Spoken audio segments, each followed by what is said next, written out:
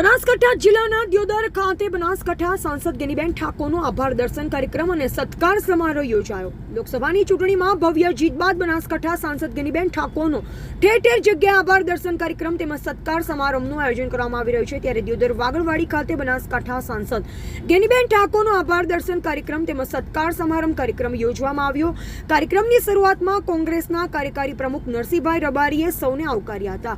કોંગ્રેસના કાર્યકર્તા તેમજ અગ્રણીઓ તેમજ દિયોદર તાલુકા સમિતિ કોંગ્રેસ દ્વારા ગેનીબેનનું સન્માન કરવામાં આવ્યું। આ પ્રસંગે ગેનીબેન ઠાકોરે જણાવ્યું હતું કે આ ચૂંટણી કોમવાદ નહીં પરંતુ લોકશાહીની રીતે લડાઈ હતી તેમજ વોટ આપવો એ સૌનો અધિકાર હોય છે। ચૂંટણી કોમવાદ ઉપર લડવી જોઈએ નહીં, ઉમેદવારને જોવો જોઈએ। વધુમાં જણાવ્યું હતું જેને વોટ આપ્યો હોય તેમનો પણ આભાર, ના આપ્યો હોય તો પણ આભાર। અમે બદલાની ભાવના રાખતા નથી, ગામમાં કે કામમાં કોઈ વિવાદ ન કરવો જેવી વિનંતી કરી।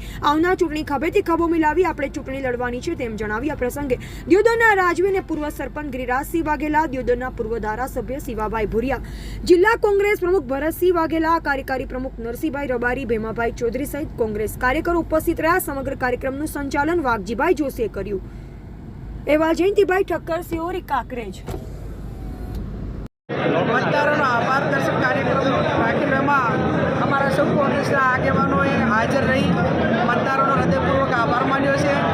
દિયોદરની જનતાનો મારે હૃદયપૂર્વક આભાર એટલા માટે માનવો પડે કે પ્રવાસની શરૂઆત એ દિયોદર તાલુકાથી થઈ વેગ પકડાયો।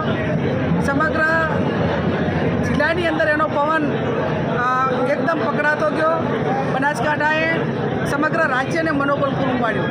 ત્યારે આવનાર સમયમાં પ્રજાએ જે અમને આશીર્વાદ આપીને એક જવાબદારી સોંપી છે ત્યારે એના કોઈ પણ પ્રકારના પ્રશ્નો હોય, અન્યાય હોય, કોમવાદ સામે લડવાનું હોય અને જે નાના મોટા સત્તાના માધ્યમથી કોઈ બદલો લેવાની ભાવના સાથે અમારા મતદારોને હેરાન કરે તો એને ક્યાંય ન્યાય આપવામાં કે એને પ્રોટેક્શન આપવામાં કોંગ્રેસના કોઈ પણ કાર્યકર ક્યાંય પીછે નથી કરી।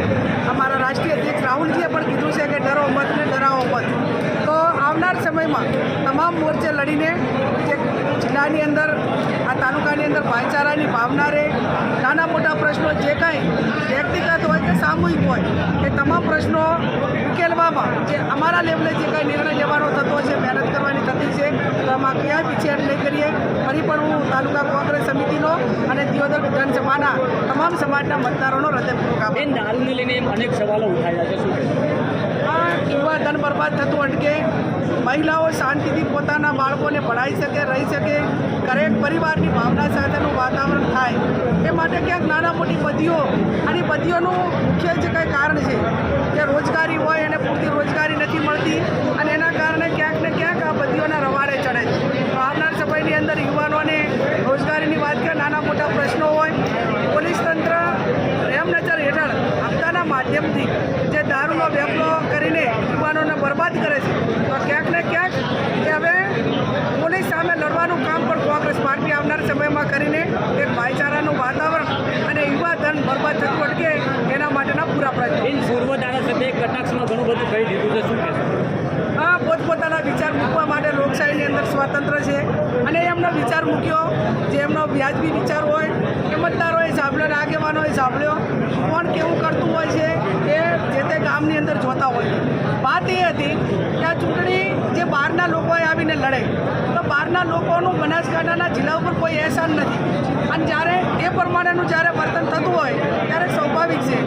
ધારો કે આપણે ખેતરમાં કોઈ ભાજીઓ રાખીએ અને શેઠને સલાહ આપે તો ભાજીયાને ભાજીયાની હેસિયતમાં રહેવું પડે। શેઠ હોય છે, બહારથી આવેલા ભાજીયા હોય છે।